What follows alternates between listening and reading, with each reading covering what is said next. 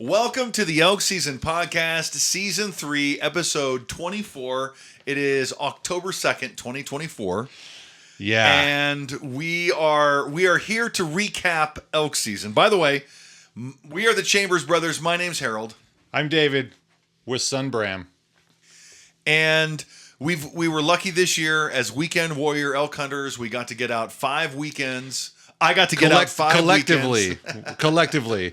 I got out 3 of the 5. He got out all 5. And I think what's more remarkable is that September had 5 weekends. It's rare. For a short month. And it did. So August 30th was a Friday.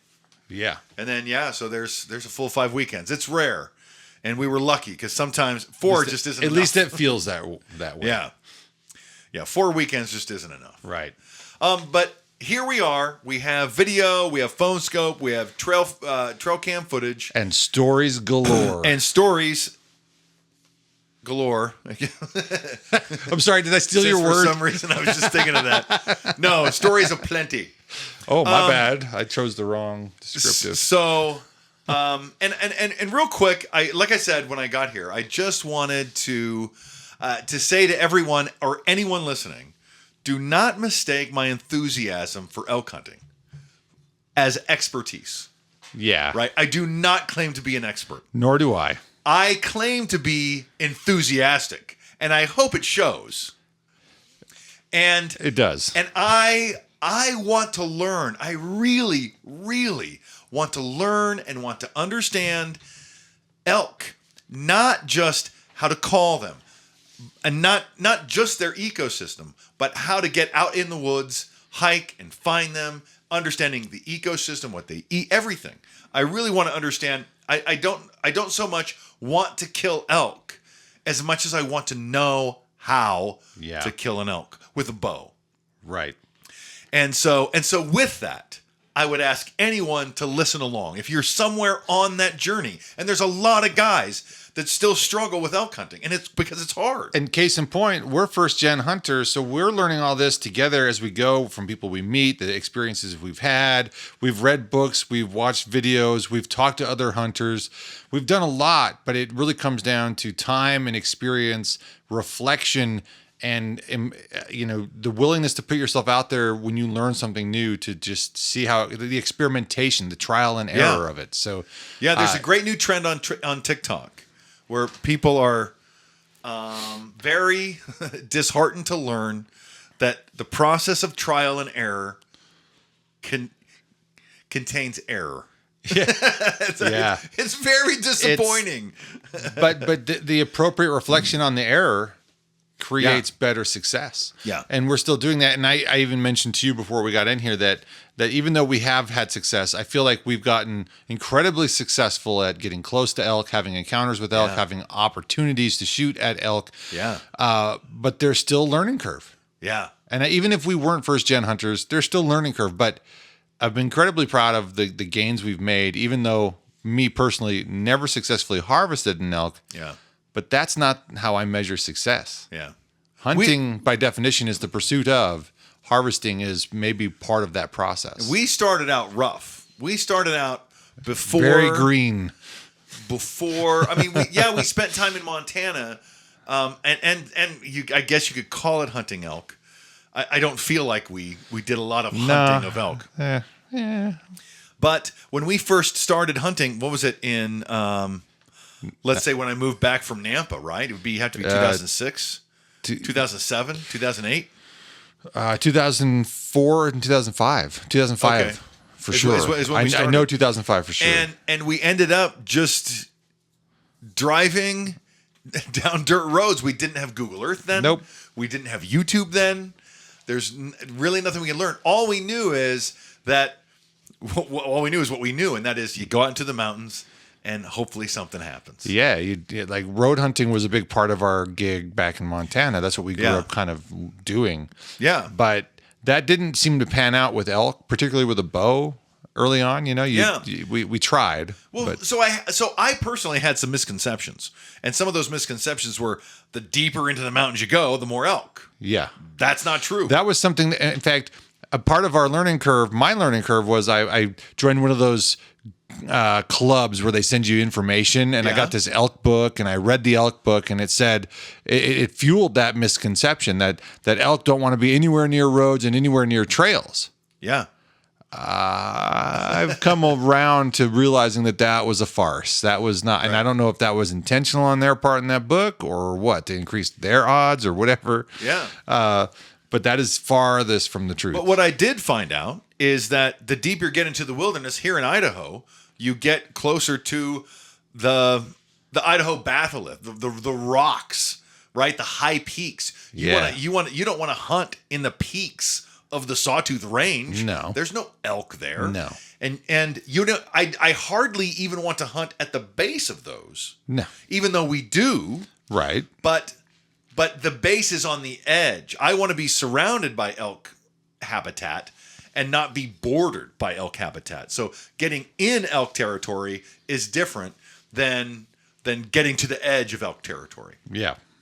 And so that was, to me, that was like an epiphany.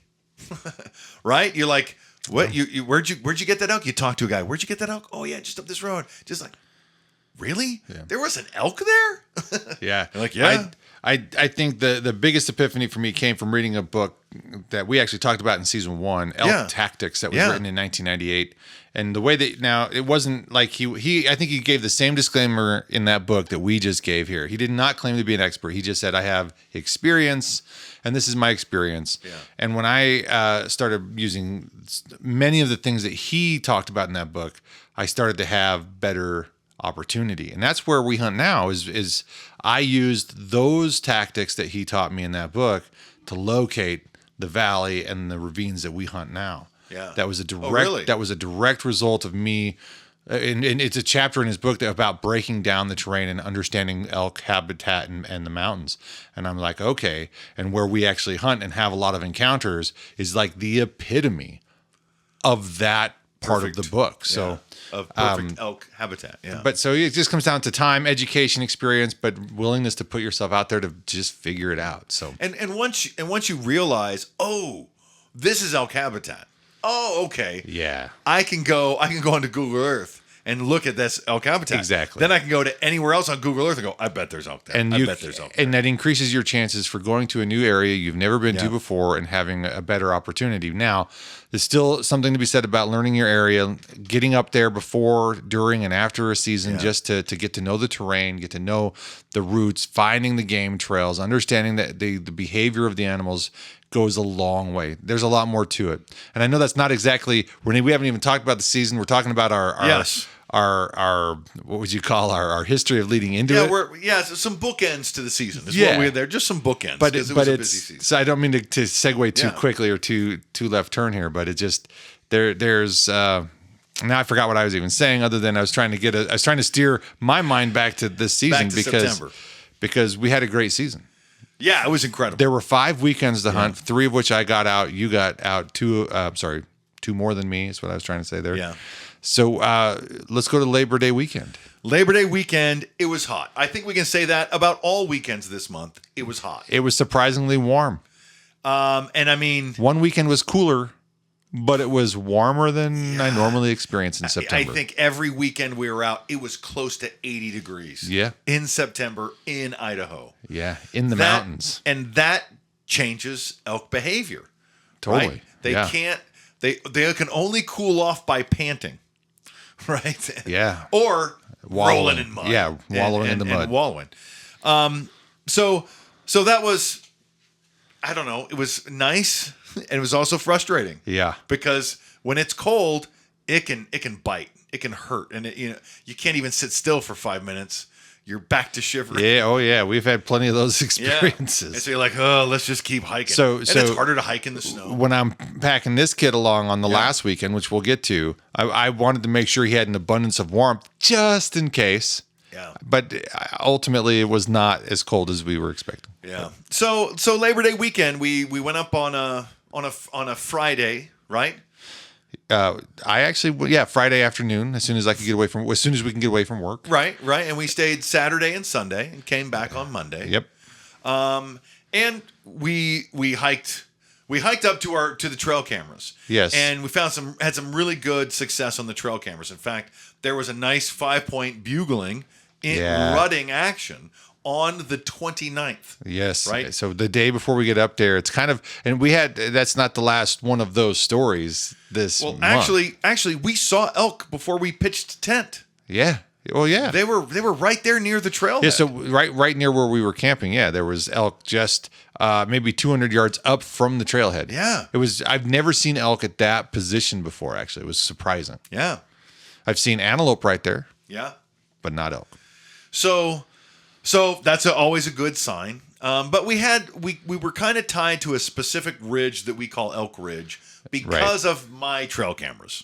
Yeah. Right. Because I wanted to use these trail cameras, and I'll have the footage on the podcast on YouTube. I wanted the footage from the trail cameras to every single week to track the rut, to understand the rut. And you can't understand the rut unless you understand the context of many ruts, because the month was so warm that they rut different when it's hot. Yeah. So we hiked around with those cameras. We actually went on a hike that we have gone on before. And I remember that the last time we did this particular hike, I brought along this weird freeze-dried crap from Walmart. Yeah. And we tried one of these back with this pizza. Yes. That was supposed to like self-heat, and it was like the worst thing ever. Anyway, but we ended up on this ridge. Now, we've hiked out on this ridge before. Yeah. But we set up... Hold on, because earlier that day, we after the Ripper, we were up on the ridge, and I phone scoped a couple of bulls 2,000 yards. Right, across. I forgot. That's right. So and one of those bulls was like a 6x7. I really think it was the same bull that ended up on my trail cam 2 weeks later, and ended up on my phone scope. I think once, maybe twice more. Sweet. So I was really looking forward to getting that close encounter with that guy. So we go. We have a valley we call the Ripper Valley. We have Ripper Pass, Ripper Lookout. Yeah. So there's all these Ripper things. Mainly it's because I fell and ripped my pants open one season. and when we got back to camp after he ripped his pants, the only beer we had was from the Stone. It was a Stone IPA. Stone IPA called Ripper IPA. Ripper IPA from Stone Brewery. That's what it was. And what a coincidence, but yeah. So the Ripper Valley. I actually want to petition to name the creek out of there. That tributary Ripper Creek. Okay, would be cool. I don't know if you can do that. But everything there's Ripper. Oh, you want to actually? I want to actually like on a map. Named. If you were to look at it, you'd be like, well, "Here's Ripper Creek." But it's. I don't know how that would even work. Okay. But anyway, so we were actually trying to find a camera that you may have dropped. Right. So that's why. So we weren't actually going to go up the Ripper Pass, which is kind of a steep pass, but we were trying to find this camera. We didn't find it, but we wanted to go look over into the backcountry behind this mountain. Yeah. And that's where we saw those two bulls. Yeah. But coincidentally, on the way back, like literally feet from where we had walked in at, I stepped over it, and you're like, I walked past it. And I looked back. I realized we're going. I hid from the wind in this small group of trees high on this ridge. And when I got home, I realized I left my camera somewhere on the mountain. Yeah. I figured it might be up there. We went and looked for it. We didn't see it. And David walked over it. I walked past it. And just one more time before we leave this group of trees, in case. I just want to look back. And I go, holy crap! There it was. Yeah. It was right there with the way one or that two you good pictures. The way that you said, David. Yeah. I was like, oh crap, what? There's my camera.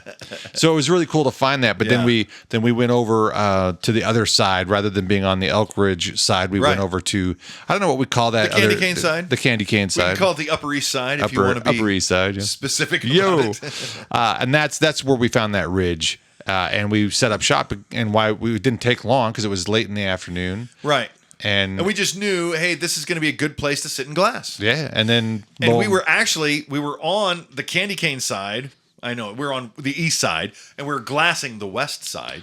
And I thought, just for a moment, I need to look behind us. Yeah, and I had I not stood up, I wouldn't have seen the elk. Yeah, but I stood up and I looked behind. I go, oh my gosh, there's elk right there, and I see a group of cows and a couple of spike or a spike. Yeah, and I thought, oh well, this will be fun. Let's see if we can get that spike in here. So we split up. We set up. You started calling. Yeah. And this is so lots of lessons in elk hunting. So we started off the podcast kind of giving you a synopsis of some of the lessons we've learned, and those lessons still continue. Yeah. And for me, a big lesson came during this particular hunt.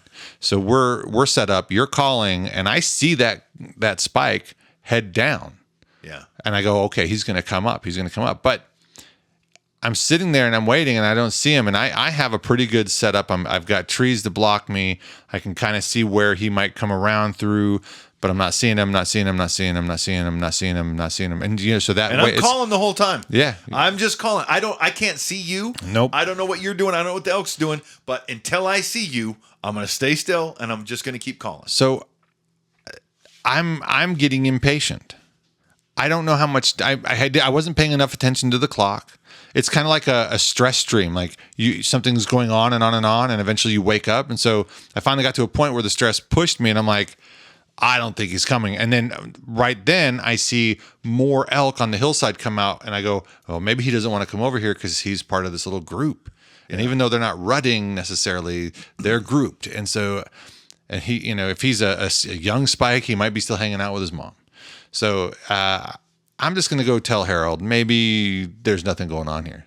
So I go over to Harold and I say, I don't think he's coming up. I think there's nothing going on. So he follows me back to where I was at, and we don't say like 5 words, and I look around and there he is 80 yards down the ravine heading up. Had I just been patient. So the lesson, and this has happened to me before where I wasn't being patient enough. On that same side of the mountain. And so unfortunately, so you go back and you start calling again, and you had an encounter. Yeah. And a spike from somewhere else From the other side came of us. in down the hill, and I wasn't expecting anything because No. we weren't hearing anything. We were just calling. Yeah. But I looked down the hill, and I did hit I did range it later at 130 yards, but I think he was a little bit closer now that I relook at the video. I'll show you the video, but there was a nice spike that came in, and he came in from a different direction. Yeah. Completely, and that was a pretty good first day to have a couple of close encounters. And unfortunately, the spike that he had seen us moving. He had seen me moving because I was being impatient, so he didn't come in, and the other one didn't come into you, but and he had seen me. Yeah. He was looking. I mean, I was kind of in the open by a tree, and it wasn't really sitting still.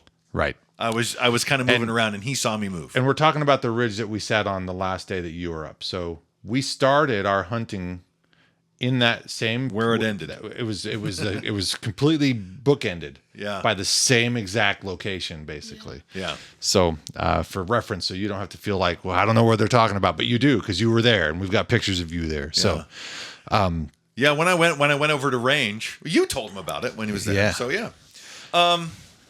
And then Sunday. well, before we sorry. go there, Yeah. to Sunday on our hike out, we ran into a lot of hunters Yeah. hiking in on the trail. That's right.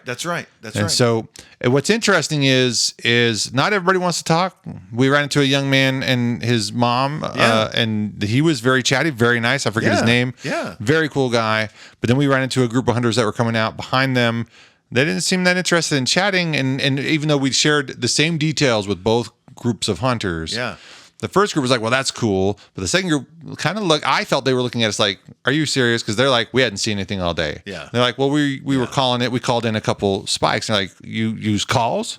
We're like, well, cow talking. And then when we said cow talking, they're like, they didn't seem interested in that. It's just, I was kind of surprised that their apparent lack of trust in the story, but not that we don't know who they are. I think people who think I'm giving disinformation or misinformation are the kind of people that only want to feed other hunters misinformation. Yeah. And so that's okay. I don't want to talk to them anyway. No, and it was fine. And if I'm in town and I'm talking to some slob, right? I'm not going to tell him where I hunt. I'm not going to tell him what's going on. But Right. if I see you on the trail, I'm going to tell you. I'm an open book. I'm like, oh yeah, over here and up over here and up over here, because there's just so much. But we ran into many who were like, there's just no elk up here. Yeah. Yeah. And we have to laugh Yeah. because we know different. because the most elk I've ever seen on the trail cam, and like I said, I've had that trail cam in the lounge for 5 or 6 years. Yeah, we've been putting it up there and retrieving it for a long I've time. never seen this many elk. There was more elk than in Like a long twice time. as many. Yeah. The most we've ever caught on a camera Yep. is maybe 20. Some beautiful shots of just the large groups of elk right there Yeah. before the season too, particularly. Yeah. So yeah, we put them up, and there was a good group in there in July. yeah. And but yeah, But anyway, we saw 'em. so we run into the hunters conversations where they were, but Sunday, so we can get back to Sunday. Yeah, there. what happened on Sunday? Well, we hiked back up. Yeah. We didn't have a lot of action that day. I don't recall. To be honest, Labor Day weekend, we had the spikes come in, but the next day was just, it tends to Yeah. happen where you kind of have this flux of excitement followed by not much excitement. Yeah, And so- I'll have to look at my at my photos and cross-reference the There. date It's on my phone. with my phone scope stuff and see exactly what we did, because Yeah. the phone scope's pretty handy, and I packed that thing every weekend this month, and that the scope and the tripod alone, it's like 20% of my pack weight. It's a lot of weight. I noticed that. It's like 8 to 10 pounds All right. on a 50-pound pack, right? That's a lot. But I have taken it before and not used it, and not taken it before and really wish that I Yeah. had. And so So I it's go, that old adage: have it, not need it. It's better to have it, not need it, than need it, and not have Yeah. it. So, And so I kept it with me all season long. so if we can't quite recall what happened that Sunday, should we just jump to your second weekend? Yeah. My second weekend, I went out with Lance, and Lance backpacked in with me. We camped on Elk Ridge. I slept in a hammock, and I think I spent more hours sleeping in a hammock at 9,000 feet this September than I did at work. That's We call that a win. Yeah. We call There that you a go. W. So we hiked up Elk Ridge. Nothing happened that Saturday morning. There wasn't a lot of talk going on. It's only the second weekend of September, but we were dedicated to putting in some good effort, and we hiked all the way into a place we call the backyard. Mm-hmm. We spotted an elk, and he was harassing. Textbook harassment is what I call it. Harassing the cows, because he was rutting. Yeah. The cows weren't ready, but the bull was rutting, and so we hiked all the way back there. We tried to get in on him. I actually, Lance was calling for me, because the last time we were together, he killed an elk, and so now he's dedicated to calling for me until I get one. So, or he feels like he owes it to me. I don't know. But it was fun, because I go down the hill, he starts calling, and immediately this elk comes in on me. It was a calf, but I had a full draw on that calf before I saw it was a calf. And I was like, oh my gosh, is it going to happen this fast? Because that's how fast it happened the last time Lance and I went out. And but we did not. We were not successful. The bull was making a little bit of noise, but he was very skeptical, and I don't know if that's how you say it, but he was timid. Skeptical. He was timid, right? Skeptical. And so we ended up hiking all the way back, Yeah. all the way back to where we had backpacked in. Okay. Which was a long day, and we'd both worn holes in both of the back of our heels. Yeah, because you had from brand our new boots. shoes. Yeah, I had brand new boots the second weekend. And so after that, I had Band-Aids and duct tape on my heels every step. If you don't mind, Yeah. I remember day 2 on Labor Day weekend. Okay. We need to go back to Sunday. Okay. We hiked into the Ripper Pass, Yes. into the Ripper Valley, rather. We sat down next to the spring. Oh, geez. You know where I'm going. Was that the first day? That was the second day. So after we called in the 2 spikes, we had run in. We were at the plateau. We ran into those right. hunters, and Yeah, we're like, yeah, well, yeah. if you're going this way, we're going to go that way. There was a And- big group. There was 15 cows and probably 3 bulls in that group. Yeah. Sunday morning. Yeah. That's and right. we ended up spooking them on accident. And so nothing happened on Sunday. Yeah, I know. There was been a quite a busy bit. month. But we ran into some more hunters. They were actually nice, but they were interested in kind of getting on with their Yeah. hunt. And so we left, and like literally 10 minutes after leaving those hunters, you saw a bear. Big cinnamon. Big Cinnamon. I just named him Big Cinnamon. He was about 100 yards down the hill, walking across a rock pile. I was so excited to see a bear. I wasn't even thinking I had a bear tag. I wasn't even thinking, let's track it. And I'll try to remember to put that picture that I took of him.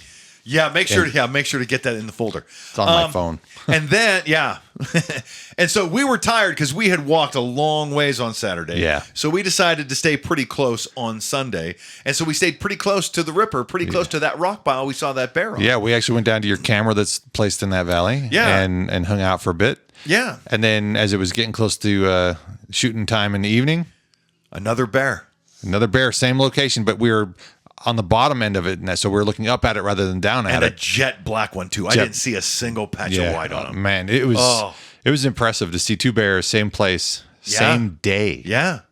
And the next time I checked that trail camera, there was two more bears. So on that 2 trail weeks camera. later is when. So we can maybe jump forward to that weekend. Yeah. So 2 weeks later is when I was able to come back out again, and so we drove up separately. You drove up, I think, earlier in the day than I did. And then backpacked in. So we camped up at the plateau. So yeah, I really like backpacking in. I really like waking up with fresh legs. Not that I dislike, but you know how that hike's like, Bram. You went up 2 days in a row climbing that mountain. It's work. It's a workout. And to go, I'm just going to do it once, but I'm going to do it a little heavier, carry some extra stuff. And my goal was to get up there, check the camera, filter some water, and then glass and scope, and maybe call, because it's really right before dark. Yeah, and then wait for you, and you came in just a couple hours later. Yeah, right around 10 o'clock when I finally got up there. And then what was that morning like? What was that next morning? Like? It was really quiet. I don't remember having much excitement at all that day. Again, I'll have to check the phone to see what it is we were doing. I know it's kind of crazy. We did a bunch of this checking before, but we didn't think to check that. But I just know that over the course of the day, and we went on 3 hunts basically: the morning, evening, and then the next morning. Yeah. But there really just wasn't much action. No, to speak of that other third than grouse. Weekend. Lots of grouse that day. Fun grouse. Yeah, we've missed more. I mean, it's probably I don't know if it's a sin to mention how many grouse we did not. Harvest. Not that you can't harvest a lot, but we shot at enough grouse that you'd think that we should have at least got one. I got enough grouse feathers. Yeah, I should have at least one grouse. Me too. But the grouse that I hit looked like it got hit by a truck, but it flew off. I thought for sure we just knock him off that log, and I go up there to knock him off the log, and he flies away. Anyway. Yeah. Grouse are fun. But that was the most grouse I'd ever seen and the most fun I'd ever had shooting at grouse. And I felt good about the grouse being there because they give you an opportunity to double check your shots. It's a little extra practice. Aim small, miss small. And so I was aiming small and I was missing small because I'm getting some feathers. I'm just not getting the grouse. But if you put that into an animal, a large elk or deer, well, okay, if I'm that close to a grouse, because I'm following my shot, I can see it going either right next to the grouse, right over the grouse. I'm getting better at following my shot. That's a visual thing that has taken a while, but I'm thinking, okay, if I have an opportunity on an elk, I'm probably going to have some pretty good success. Yeah. So that's that third weekend. So yeah, that's the third weekend. The fourth weekend, I'm alone. Yeah. And I didn't reset my trail cameras right. So they didn't get information on the second week.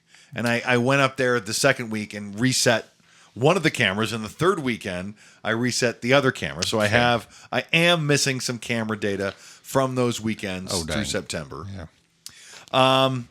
But I was up there alone, and yeah, I should have reviewed. What did I do? How did I do? I remember you sent me a text, but my phone is recording right now, so I can't double check that. Yeah, same. Other than it was really, really quiet. I remember you saying that. And I think, except during the night, right? When it's cool, when it's really hot out, the elk have to wait till it's a little bit cooler before they can be active. And so morning's the best time because that's the coldest time of daylight. After the sun goes down, it's cooling off, but it's not as cool as it is in the morning. So the elk almost don't even start talking until after dark. Yeah, it's frustrating when Yeah. that scenario, because it's the warmth. Yeah. And that's how I would categorize that. It was just the heat. They just Yeah. couldn't rut heavy. Yeah, they did make some noises. They did rut during the day, but they were just harder to come by. So And then we have one last hurrah weekend. Yeah. We're gonna make it a 3-day So- weekend. Bram's going to go out with this that weekend, but here's something else I haven't really confessed to anybody. Yeah. Bram even. So when we backpacked in on week 3, I told Bram, because that was his bye week, I go, Yeah. you can go hunting with me that weekend. We just got to get you some camo and we'll go do this. Yeah. But then you said I'm gonna backpack, and I was like, yeah, I'll backpack too. And I felt really bad because I didn't tell him that. Oh. And then when I'm leaving, he's like, Dad, I thought I was gonna go hunting. Oh, So I'm like, bummer. oh crap. So, but he's done really well with school, and he's been doing great with football. And I thought, he deserves, based on his performance and all things right now, I think he deserves to come out. So we took him out of school even on Friday Oh, wow. to come up hunting with us, and I made sure we went and got him some gear, some camo, Yeah. some stuff. So that was part of the evolution of how Bram got to go on this last hunt. Yeah. A, I'm just glad that you had the interest. B, you're doing so well, and it was really easy for me to say, let's go. So I had to get up on. I got up on Thursday before dark again, and you and Bram camped down near the trailhead. yeah, his football game was scheduled for 4 p.m. on Thursday. We're going to leave after the football game, but then it was rescheduled to 6 p.m. that Thursday. So we didn't leave town until 8:30. It's a 3-hour drive one way. We got up to camp at 11:30, and we hit our heads on our pillows to go to sleep at midnight to get up by, we had to be on the trail by, I think it was 5 o'clock. And so but it was 5:19 when we hit the trail the next morning to come up and meet you. And we got up there right at legal shooting time. The literally, perfect time. literally kind of sweating a little bit. Need to get my backpack off and relax, but Yeah. I don't have time to relax because you're already there. I was there, and I had been sleeping in my hammock and laying in my hammock, listening to the bulls bugling in every direction. And like, okay, as soon as they get here. In fact, I was like, it's almost light. If they don't get here, I'm going to go up into the field, right? Yeah. I'm going to go up onto the plateau. Then I heard you guys coming. I'm like, okay. When these guys come. Not ironically, but weirdly enough, hiking up our ridge, Yeah. we saw a headlamp at the elevation of the elk on on that mountain, headed towards what we call the lounge. Yeah. The headlamp was flashing at us, but we kept climbing up the hill because whoever that flashlight is doesn't know that you're there. Right. And we can't change our trajectory because that's the goal. But they ended up leaving the vicinity. They went the other direction. So instead of going in towards the ravine where we were headed, they left and went the other way. So I want to just say, whoever that was, I doubt you'll ever hear this podcast. No ill intent on our part. Right. But thank you for being a respectful hunter. I mean, and you probably think we're being disrespectful, but the scenario was that we were headed to meet our party, and it just happened to coincide with you coming around the mountain. You were probably hearing the same thing Harold was hearing, those bulls. Maybe. And so anyway, we get up there, and immediately you're like, there's like 3 of them. It's dude. time. It's time. Let's go. So- We worked, I don't know, what was it? A quarter mile from where I was camped? If That. And started a calling sequence and got a bull answering. I was glassing the hillside, and I could see a bull coming over. Mm-hmm. Right? He had broken away from whatever cows that were. And I had seen a different bull pushing some cows. Yeah. There was a lot of action. And then we going could on. hear 2 more bulls, I thought. Yeah. Because there was some further down the mountain growling, and there was one on the Ripper side Yeah. that was bugling. Yeah, it was fantastic to hear that, and I was concerned with that other hunter's lamp. I was wondering how much elk had been pushed around from all that activity, but apparently the elk were just congregated right here in the spot, right above where you were camped, and we just happened to be there right at the right time, at the right moment. You know, the worst thing that can happen to a first-time gambler, he wins. Yeah, That's what I was thinking when it was Bram's first time Yeah. in hunting season up Elk Ridge, and it is a jackpot. Yeah. Oh my gosh, a jackpot. Is, an incredible jackpot. And Bram, do you want to tell us about your experience, or do you want me to ask you anything specific? I mean, it was just a crazy adventure. Everything that we saw was absolutely incredible. And what was your impression Well, I don't know. when you saw the elk coming down the mountain? And you looked over at me because David, your dad's in a shooting position. You and you're filming. You just have a GoPro, and I'm calling. And I remember, and we changed our position a couple of times. Right? We said, "Oh, I think the elk's coming over here. We need to move to pull him past the shooter." And so we moved and we called, and then I saw that elk moving, and so I moved again to try to get him close to David. And one of the greatest things you could ever hear, somebody first time out say is, "Wow, he's close." Yeah. Or I think you said that's really close. Yeah. Because we see elk. Oh, with the binoculars, we're looking. Oh, we're glassing. We're like, oh, he's right there. I don't need binoculars to know that's a bull elk. This 5 point came down 40 yards, quartered, quasi broadside, quartered away from me. Yeah, quarter towards. That's what I meant. Yep, quartered towards me. I can't say I'm proud of the shot, but I took a shot. Yeah. Once everything aligned, I'm like, okay. And I've been sitting there with my draw for quite a while. Yeah. Waiting for him to kind of get in a position that made sense. But I put my 30 pin on his chest, not my 40 pin. Yeah. You ranged him at 40. And shot I used the right, and I watched my arrow. So lit nocks are amazing because you can really follow your shot, and it makes it really easy for your eye to follow. And I watched that arrow go under his chest, and I watched the fletchings touch the fur on that chest. Oh. So it was close. It was so close. That close. And I turned to Bram. I go, I think your dad just took a shot. And I continued calling to that bull, even after being shot at and being startled. He didn't have any idea. Curious. He knew something came from my direction, and he looked over at me, but he was so curious about the calls that Harold was doing that he quickly forgot that I even existed, if he even knew that I existed. Yeah.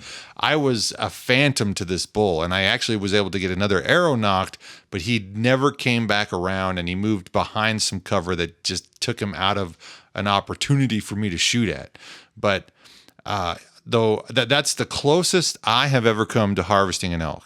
Yeah. I have shot over and I have lost arrows, but this is the first time I literally watched an arrow almost grab a really nice, 5 point for what it's worth. And he was good looking. Yeah. Thank you for the opportunity and the skills that you've gained in calling. You've put in a lot more time than I have on that. But this effort on my part with this bull, and I started this thread on the opening weekend. The lesson on the opening weekend was be more patient. Yeah. And so one of the last things you said is don't move. Right. And I wanted to so many times move here, there, and there. And I just said, stay put. So I did. And it revealed an opportunity, and I got to take that opportunity. I'm so grateful. I'm so grateful you stayed put. Because I thought I saw you moving. I thought I saw you change your position every time, because it's not unique to you. Every time I get in a position to shoot, well, maybe if I'm standing right there, it's a better position. Yeah. Then you get there, you go, well, maybe if I'm standing there, it's a better position. And so I don't blame you. Right. But I'm so glad you stayed right there because, like I said, I see this bull coming in, and the shooter shouldn't move. Right. The caller needs to move. And this is a lesson I learned last year with Lance, was I moved to try to get closer to a bull he was calling. When he could have gone uphill and called the bull past me, I wouldn't have had to move. But right. The bull saw me moving. Yeah. And so I just know that if all I have to do is move, and he'll come into the call, and I can pull him right past you. And we moved twice. Which you did. And it worked amazingly. But it led me to lesson 2 on the season. Yeah. Lesson 1, I was able to learn opening weekend, and I was able to implement that and start practicing that, and it yielded a result. Lesson 2 is something that we talk about every season of this podcast that we need to do more of outside of the season. Yeah. And I need to shoot more. Yeah. I really think that was probably the critical thing about my experience was that, I know how to lob an arrow. I know how to align it, but I need to have more time shooting. And that is something that was said from people that I learned from in my hunter safety course. The teacher said that so many times. You're not going to get, I mean, you can do a lot of these things, but shooting really is important. And I kind of wish I had taken that more to heart then. Yeah. But I'm starting to appreciate why he said that. Get out and shoot more. Yeah. And I need to just as much. I know I have a large data set. I used to shoot a lot. Yeah. And I kind of lean on that and trust that probably more than I should. So the goal again, and I say this every year, but this time I hope I can follow through like I did with the patience lesson. Yeah. To start making more of an effort. I was so happy to find you right where I left you. You can't understand how happy I am but to find you right where I told you to stay put. It was really important. So many times you'd be like, where did he go? Yeah. Even I told you on the way over there, Bram, didn't I? I go, I wonder if your dad's still there. I was. I know I told you that. Anyway, so it was great fun and a great opportunity. And success is subjective. I call this a huge success, with the exception that I didn't harvest, but I did get closer than I ever have. And so thanks to everybody involved, really, and moving forward, you had a nice nap in a hammock. Yeah. Oh, I was so tired. Yeah, you were. Yeah, I was pretty tired. Yeah, you were. So a good nap in your hammock, and I think I'm converted to a hammock. I need to get some gear now. It takes practice, and I'm going to get better at hammocking. Yeah, because I really like hammocking. And I fell asleep. Well, you were sleeping in my hammock. I fell asleep on the ground. I know. I felt bad. I was like, well, that should be me, because that's usually me. But I have never been so well rested during elk season as I was this year, and that's because I slept in a hammock, and I slept in the mountains. So you had to hike down, that's an hour, and you had to hike back up, that's 2 hours. That's 3 hours, not of sleep, but of rest, just general rest that I'm getting. And opposite that, it's 3 hours of not work. So sadly, I want to follow some of those steps and kind of get some gear and get the stuff that I can start using that way. Later that day, though, after the nap, which I had a solid 3 hour nap in your hammock, like I couldn't believe it. I was like, whoa, it's 3 o'clock. We've got to get going because this light is on not on our time.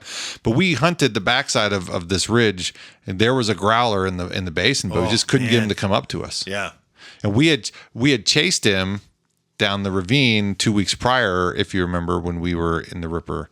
We had that guy down, and we set up, and we even got out the decoy. That's right. Yeah, that's right. So there was, like I said, he had been growling from that same position all month long. Yeah, and we seems like, but we couldn't get him to come up that night after the encounter in the morning. The next day, we hiked back to get your camera to retrieve it from the Ripper. Yeah, and that's when we set up the decoy. It was in the morning. Yeah, it was that morning. Yeah. So what did we do Saturday night? Friday night. That's what I was just talking about. Was when we set up with that growler in the basin. Oh, okay. And then it was the next morning. We went out to the plateau, see if we could see anything. Didn't see anything. You even bugled. Right. Nothing happened. So we went into the Ripper to get your camera.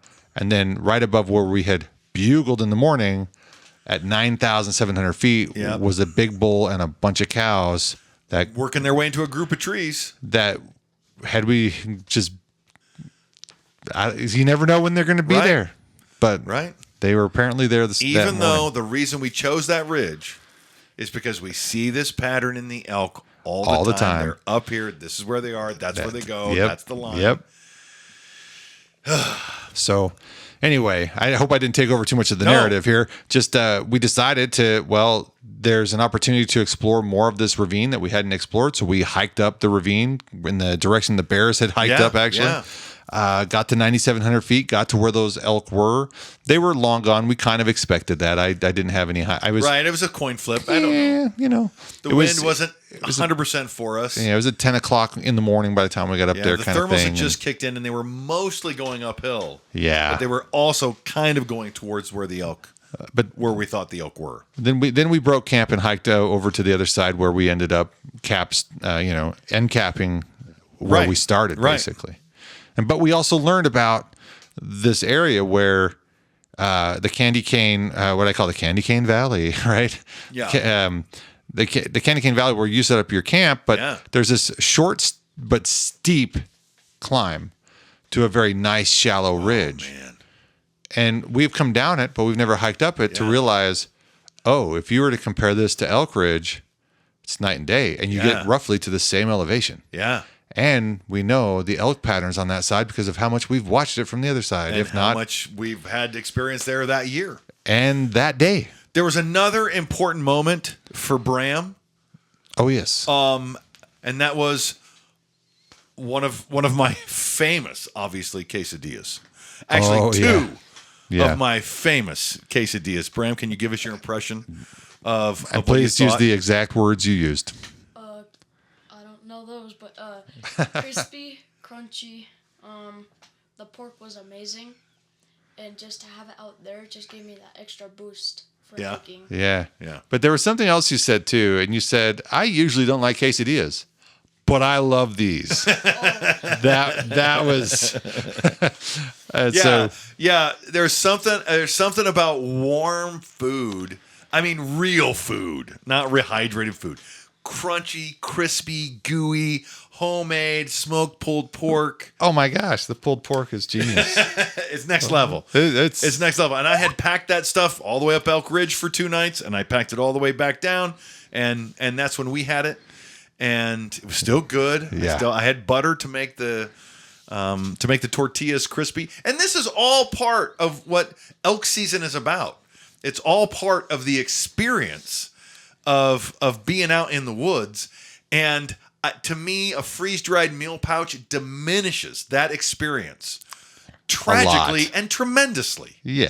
And so, a bag full of potatoes or hot quesadillas are just some of the best. So some of the best food. the freeze dried exception are the Idaho potato freeze dried flakes. Yeah. So that's Carbohydrates, rehydrate pretty good. Potatoes rehydrate particularly well. Yeah. But rehydrated meat and cheese, you can't buy powdered milk that's not skim. Yeah, because it It's doesn't all have non-fat, powdered milk because you can't freeze dry fat. Yeah. It's just difficult. the trauma from my childhood. I'm never touching powdered milk.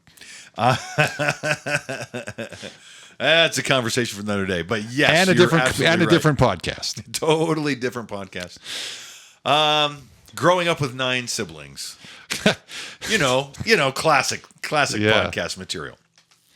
Anyway, An important moment on this hillside, though, was a reflection after the fact. So Yeah. we're sitting on this hillside. We're seeing elk all around us. very near where we called in 2 spikes. Yes, very, very near where we started the season and called in. So I actually saw a cow and a calf, but the wind was blowing in their direction. And so Right to Bram and I were looking at this cow and calf, and they were headed our direction, but at one point, and I don't know how many hundreds of yards away they are. They're not close, but they're close enough to kind of see with the naked eye.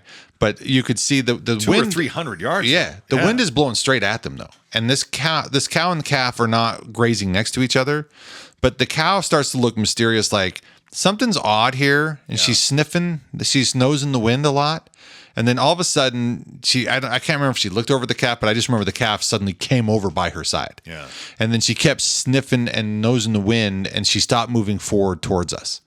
And so that was kind of a cool thing to see. I believe that she was maybe winding. Yeah, because it was that time of the ridge. night where they just kind of get on the move. Yeah. And the way she looked when I first glassed her was like, oh, they're coming. Right? Yeah. And then you go back up to continue glassing her because I was looking at other places on the hillside. And That's when she, the wind was, and it was a good stiff wind. Too. Yeah, It wasn't it was. just But- here and there. But we saw a bull and a bunch of cows Yep. across from us. Yeah. In fact, there's a picture of Bram and I, and you can see the exact spot where these bulls came out, and the picture was taken before they came out. Yeah.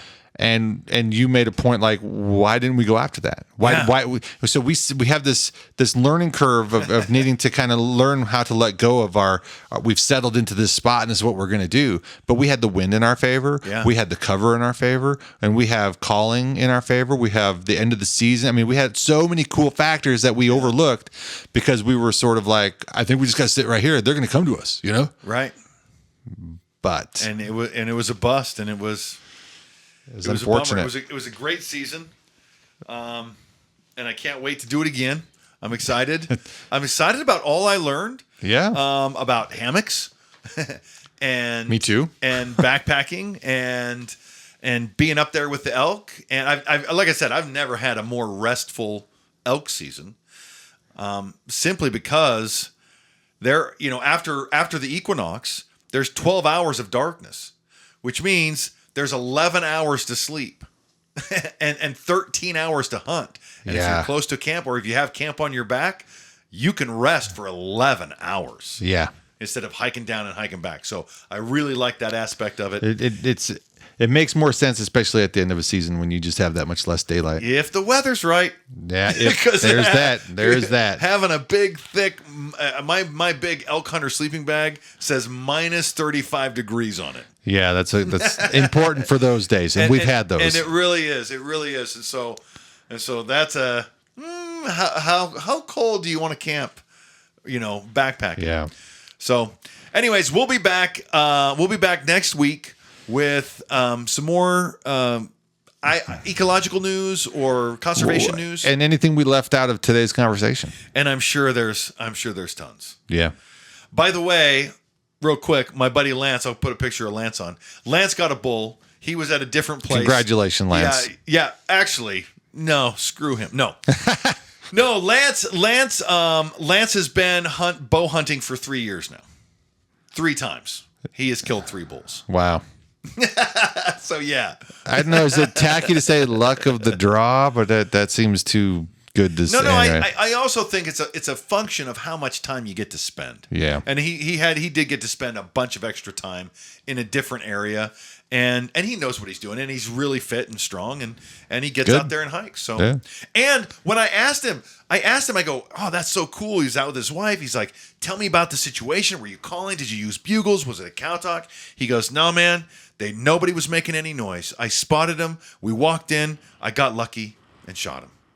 So lucky Lance Hunter. There you go. Anyway, Well, congrats anyway. it's still always congrats. It's so great. And I hope it was close to the road. All right. I think that brings us to a wrap, doesn't it? Yeah, that does. So until next time, Be well. Stay awesome. goodbye. In the morning light, before dawn, bow grip tight, heart beating strong. Through the forest, ancient giants roam. In the land where the wild calls me home. Through the whispering pines and the autumn breeze, driven by the chase, crisp air I breathe. With every step I take, earth beneath my feet. In nature's beauty where the hunter and elk meet. The mountains rise, kissed by the sun.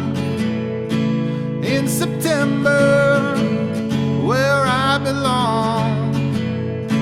Bugles echo loudly through the veil, a symphony of an ancient tale.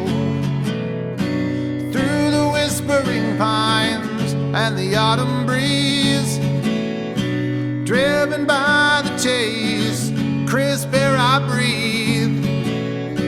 With every step I take, earth beneath my feet. In nature's beauty where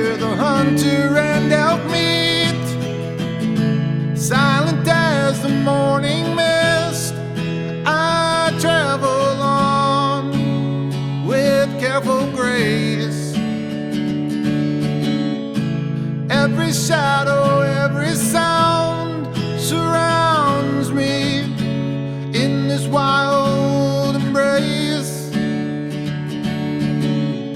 The challenge and the thrill, the patience and the skill, in the dance of life and nature, my heart's forever filled. As the sun sets, shadows long and deep, I find my place with the memories I keep.